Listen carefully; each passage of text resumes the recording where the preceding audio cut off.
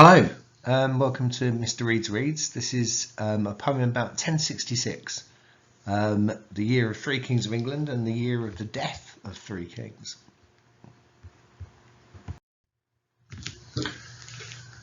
When Edward the Confessor died, who should rule now, the people cried.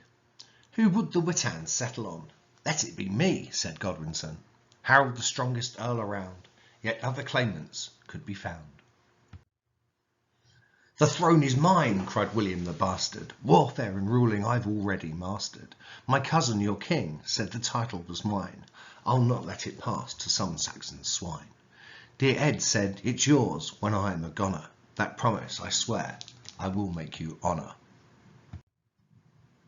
You may be strong, but I am harder.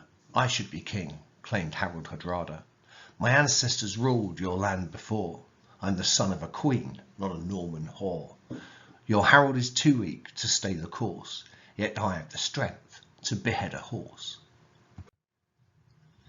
It's mine, cried Harold with the crown on his head. Eddie told me to take it whilst on his deathbed. The other earls back me, even Morcar gave forth, though the cost was that he's now controlling the north. That's my land, said Tostig, the king's brother. I'll not stand with you now, I'll go help another. Forests were felled as the claimants built ships, some for defence, but most for trips, to cross the Channel or wider North Sea, where armies were gathered by royal decree. But weather left William's long ships becalmed. Hardrada was first to see England harmed. Harold and Tostig headed for York. They came for a fight and not for a talk. At Fulford Gate the North Saxons stood. Their efforts were poor, their defence was no good. The Vikings victorious, Earl Morcar was smashed, but up from the south coast, King Harold had dashed. Great job, boys, said Harold, now take the day off. Steal gold, wine and women, and plenty to scoff. There's no threat to face as King Harold's not here. Don't worry about armour, there's nothing to fear. But Harold had made a most grievous mistake, as Godwinson's army had marched with no break. When King Harold attacked, his surprise was complete. His thanes in a shield wall, all armoured and neat.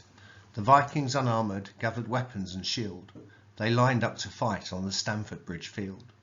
Norse on the bridge saw the Saxon blow slow, until a spear from below caused bright blood to flow.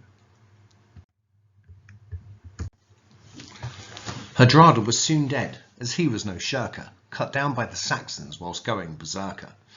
The wall of the Vikings grew smaller and smaller, whilst the mounds of dead grew taller and taller. Tostig then followed Hardrada in dying. Viking hopes dashed, with Saxon hopes flying. Yet celebration of victory was very soon over, as the Normans to England had finally crossed over. It was here that King Harold made a fatal mistake. His army was knackered and in need of a break. But Harold was reckless, he had Normans to kill, so they marched straight to Hastings at Senlac Hill. Atop Senlac Hill, Harold's shield wall stood strong. With discipline and valour, they could stand all day long.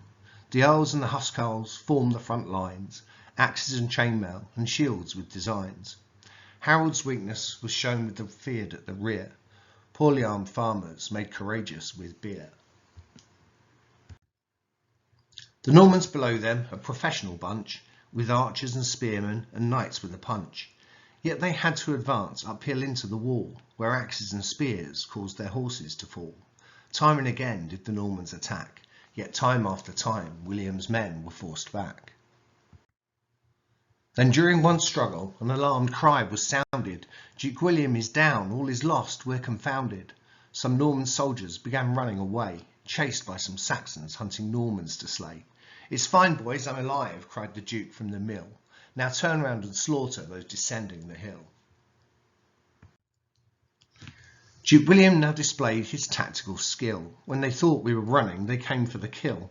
Let's try to trick a few more of them down, then turn and let them in their own blood drown. So twice more the Norman troops ran from the wall, each time causing Saxons to break ranks and fall. With the Saxon wall weaker, they were losing the fight, yet the battle was settled due to one arrow flight. The missile found lodgment in King Harold's eye, and with it the hope of the Saxons did die. The Thanes and the Huscarls fought on to the death, but Saxon-led England had gone out with his breath. Thank you very much.